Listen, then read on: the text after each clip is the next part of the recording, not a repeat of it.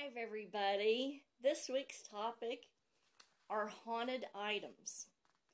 I want to show you an actual haunted item. Now, this grouping, I had like 4 of these, and they were on the haunted items hunt. Now, I posted one of the other ones that doesn't actually hold energy.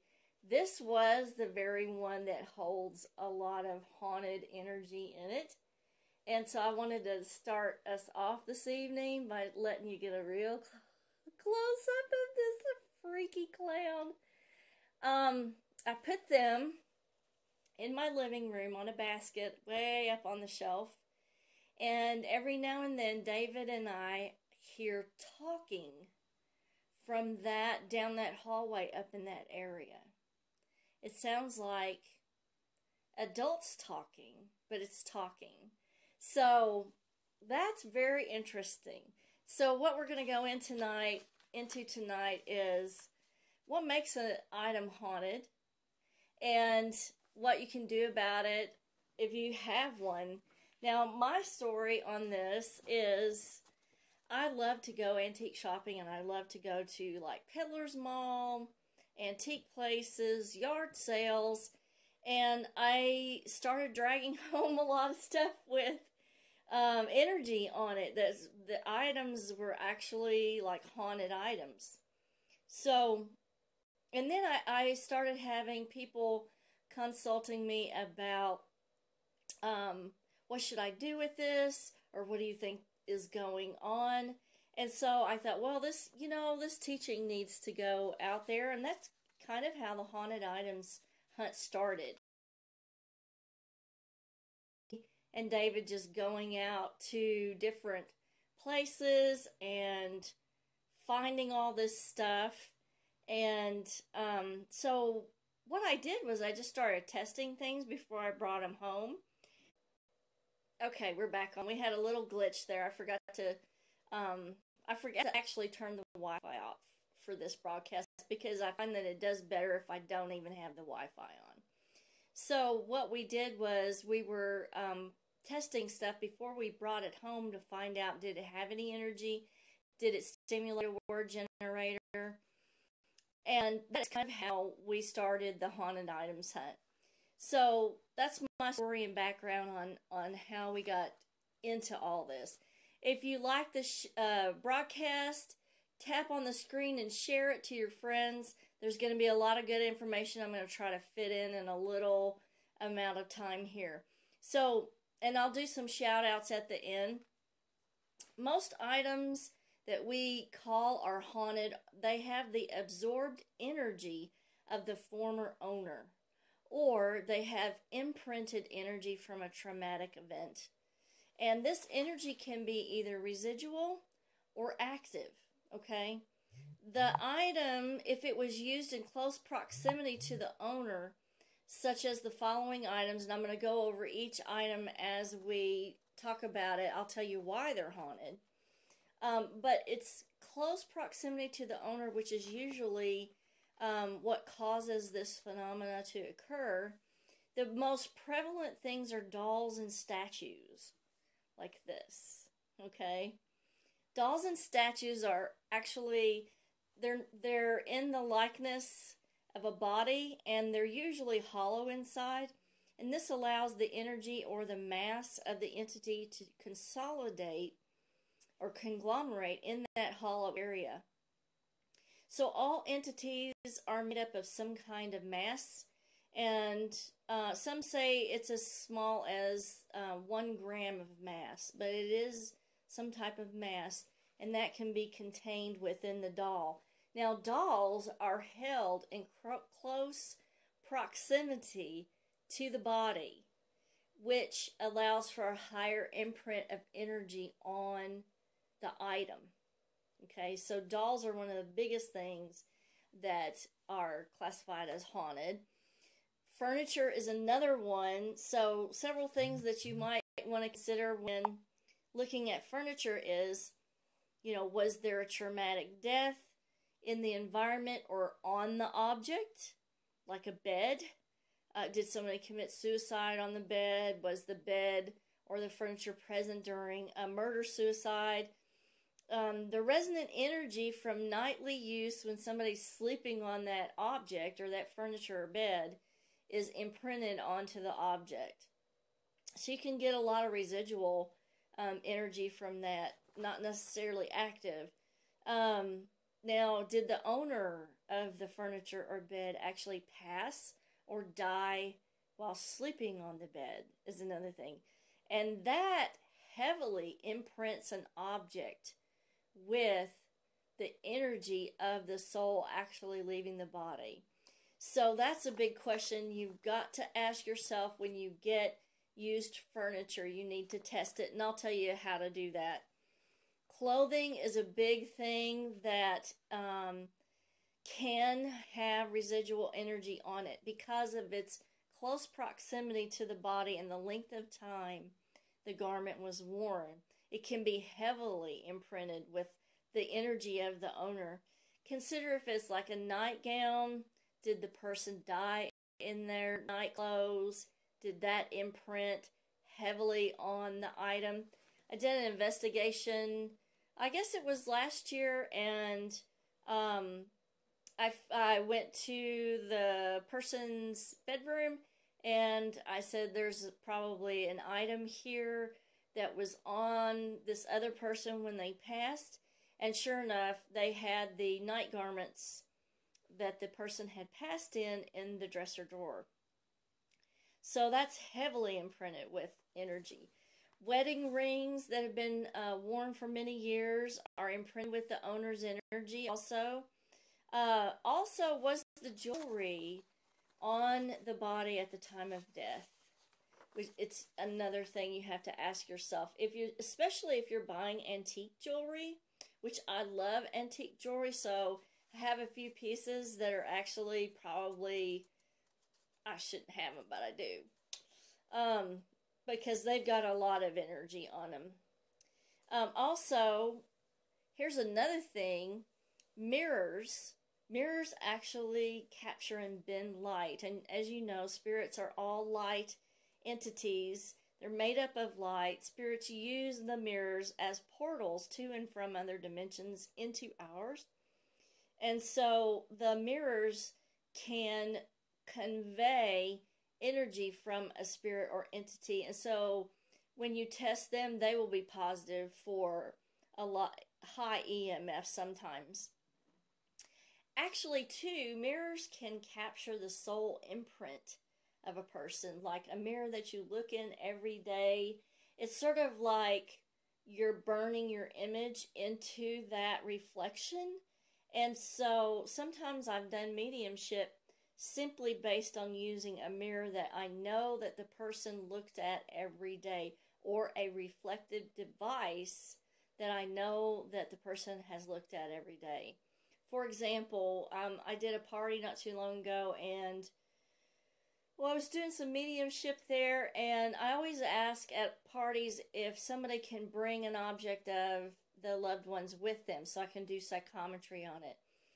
And the only thing that this person could bring was a tiny reflective coffee pot that stayed on the refrigerator of, I think it was the grandmother's. So this is the only thing I had. So I took it. It was reflective. It was almost mirror-like. And I thought, you know what? Her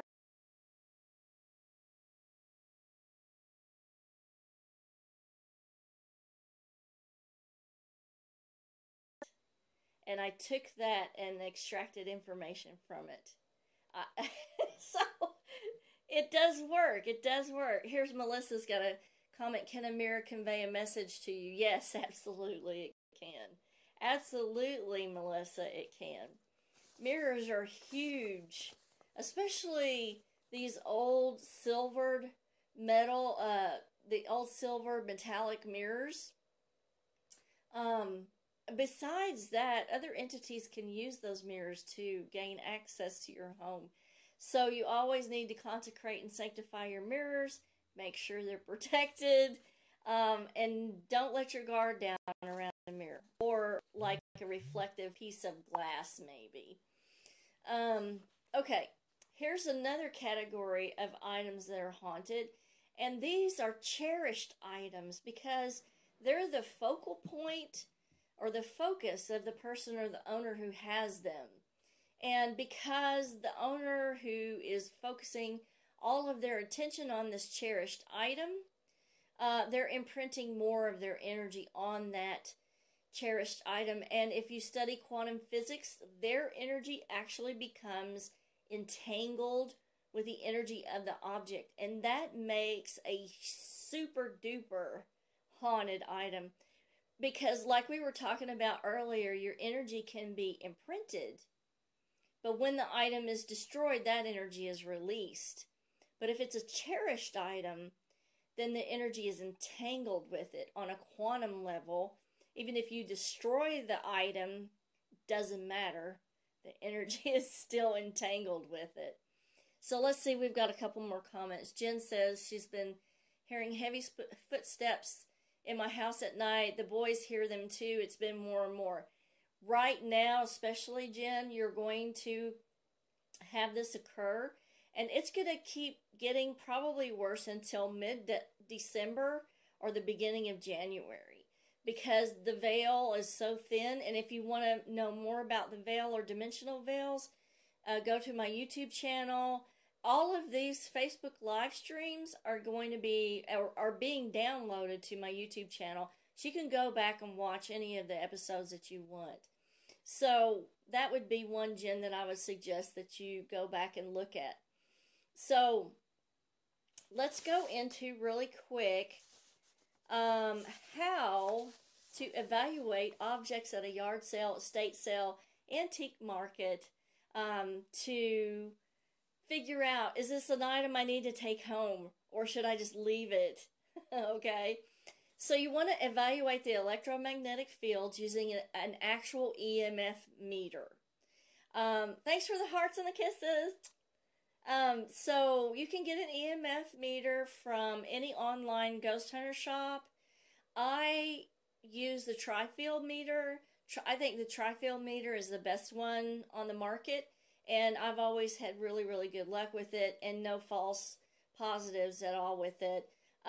In the old days, when we first started doing investigations, and I can't tell you how many years ago, it was the 1990s, all we had back then was the compass, and we would just hold the compass next to the item to see if the compass moved. And so you can use a compass if you want. It's not as fun as an EMF meter, but it still will work in a pinch. You can use a compass. And those are relatively inexpensive to get. You can also download a compass to your iPhone or Android and use it on there. Take a picture of the item that you come up on in your antique store. Take a picture of it with a digital camera. You're going to stop. You're going to look at that digital picture to see if you see any light anomalies or any shadows, anything like that. Now, going back to the EMF meter, when you're using one of those, you absolutely have to make sure there's no sources of electricity that are in and around the object when you're testing it, okay? No electrical wiring, nothing that's plugged in, no outlets, no other light sources. So you need to make sure that you isolate the item and then test it properly. Okay, take a picture. Take a digital picture too around the object to make sure there are no light anomalies. You can also do like a brief EVP session to make sure that you don't pick up any EVPs that could be around or attached to the item. The other final thing that you could do is take a medium with you. If you really want this object, or let's say you're interested in a beautiful granite bureau and it costs several $1,000s, but you're not sure if it's got energy attached to it, take your friend with you to look at it to see if they feel or sense anything with it. And you don't necessarily have to pay to have a medium go with you. There are several people who are natural mediums that can tell you whether or not the object has an attachment to it. So those are ways that you can test the items before you take them home. So that's EMF meter or compass, doing a digital recording to see if you pick up any EVPs, and also taking pictures to see if you see any light anomalies or shadows around the objects that you're considering to purchase. Now, let's see. Let's go over what is a haunted item. Like, if you get one home, and what's going to happen? Like, what kinds of things should you look out for if you have one of these that you've accidentally brought home? What are you going to be aware about or be on the lookout for? Okay, so, like I said, this is up on a shelf where no one can reach it, and it will move. I will find it flopped out from the area that I've set it in. And this happened several times. So, either the object moves on its own, or the things surrounding the item move on their own. Okay, so movement, we have kinetic energy that's detected here. Positive detection of an electromagnetic field, either using an EMF meter or compass. Inanimate objects should not radiate an electromagnetic field. So, for this to have EMF is unusual, to say the least. Apparitions appearing in conjunction with obtaining the item. Maybe you start seeing someone in your house, an apparition, after you obtain the item, and either the apparition appears close to the actual item or in the same room where the item is. So apparitions appearing in conjunction with obtaining the item, these may be in close proximity to the item or in the same room. Apparitions that are associated with the object in question. So maybe you could look up historically. Let's say if there was an older male attachment to this, and I did some research and found out that these belonged to an older guy who died and they just took all of his stuff to the auction. Then you could say, that's a possibility. Any kind of bad luck that the onset is associated with the time that you obtain the item in question. So kind of keep track of bad luck that's happening and any items that you may take home with you. Also, and we've done this before on several investigations, abnormal behavior from animals in the home at the onset of obtaining the item. Now, we've dealt with animals that were new to the home and actually would not go in the area of the haunted item. So we've dealt with that before, and that was really quite interesting because the objects that were actually haunted were only as this big and were laying on top of like a little washstand. So that was really interesting, and we tested the animals back and forth. Like, we put the items in the pocket and tried to get the dog to come in the room, and it wouldn't. And once we took the items out of the pocket, the dog had no problem going into the room with the items gone. Now, here's something. What do you do if you have a haunted item? How should you take care of it? Should you get rid of it? Should you try to cleanse it? So let's go over that really quick. If you found the item, okay, you can simply just return the object to where you found it. Okay, just take it back. You can bury the item in.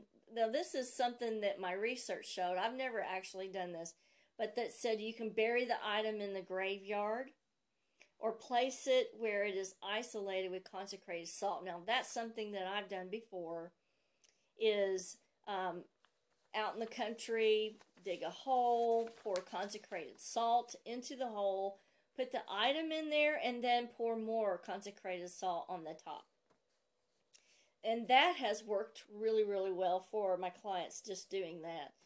If the item can be easily washed without damage, you can cleanse it with holy water and sanctified salt. But as you know, salt and water can ruin some items, so always make sure that your item can tolerate what you're doing with this water and sanctified salt and the holy water. You can also disassemble the item or object and bury it in different locations with consecrated salt. Now, we haven't had to go so far as disassembling something and then burying it in different locations. But if it were something really, really severe, I can very well see doing that. You can smudge the item and do a cleansing on it and your home at the same time. So anytime you're trying to cleanse an object, always do a cleansing on the home at the same time, because you don't want any energetic imprint in the environment of your home just to hold that energy. You're going to cleanse the object but not your house, only to have it come back again because that original energy was imprinted on the environment of your home. So do cleansing on the home and the item at the same time. You can smudge, you can use consecrated salt. Here's another way to do it, is you're going to expose the item to vibrational re-entrainment. Now, my God, what's that, Kathryn? Vibrational re-entrainment is where you take like tuning forks or a singing bowl, and you're going to you're producing a vibrational resonance with the sound of the tuning forks and the singing bowl. Now, what that does is it puts those vibrations out into the environment of where the object is. The object will get the sound waves going through it and the vibrations going through it, and it repatterns the vibration of the item. So I call it vibrational re-entrainment. Okay? Singing bowl, tuning forks, crystal bowls, those can all be used for vibrational re-entrainment. Vibrational re-entrainment is one of the best things to use for repatterning these objects to where you don't have to get rid of them and you can keep them if you want to. If you want to. Now, let's see. I'm going to go back through the feed and see if there are any questions with our last few minutes. And let's see here. And I'll do some shout outs. Hey, Melissa, Georgia, Wesley, Lana, hey to you, Jen, Beth, Paige. Nice to see you guys. Hey, Shay. Everybody's loving my do. So Georgia, Melissa, Amanda, Wendy, George Pinson, I got 2-3 Georges, George McKinney, George Pinson.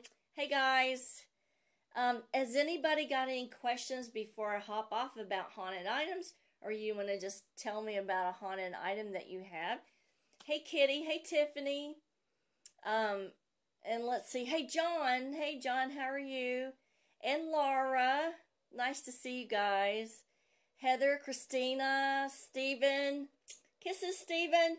Make me something good. I need some more pictures going on some food of yours. Hey Beth, hey Leanne, hey Connie, Shay, Sheila, Lauren. Let's see if there's any questions coming up. Hey Marshall, hey Shelly.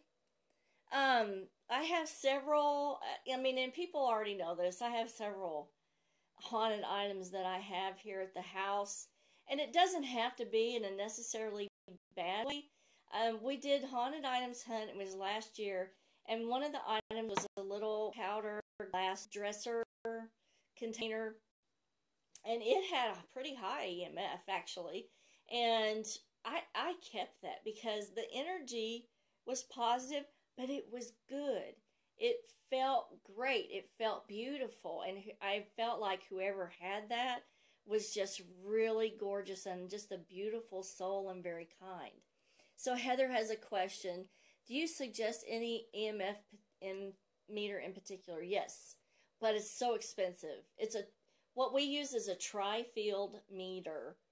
Now, if you were going to do ghost hunting on a regular basis or test items on a regular basis, I would invest in a tri-field meter. But if it's just going to be used every now and then, get a cheaper one from one of the ghost hunter shops online. That's probably the best bet. Or just use the compass. Compass is not bad. It's just, we have all these fancy tech things. Why not use them? But hey, you know what? A compass, you don't have to worry about the batteries going dead or anything.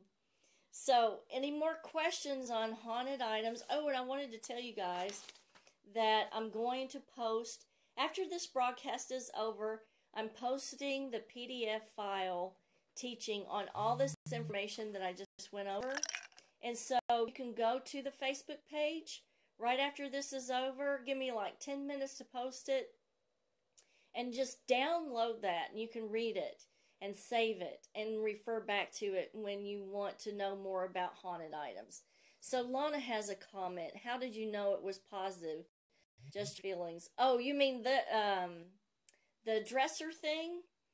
We tested it. The glass dresser.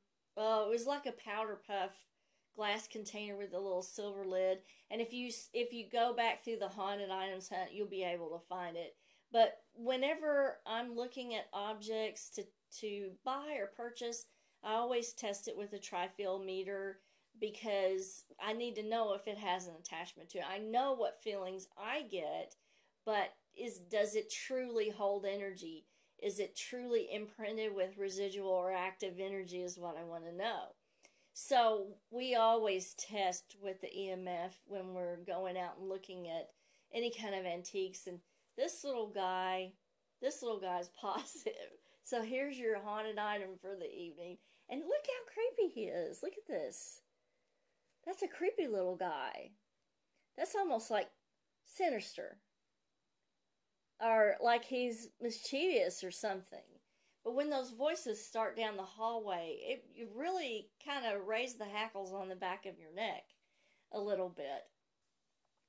So Marshall says, I just wiped that mirror with lemon. Okay, great. Yes, those mirrors are portals. You can read more about it when I put the PDF file up. And my time is 9. I'm going to do one more question and then I'm going to hop off.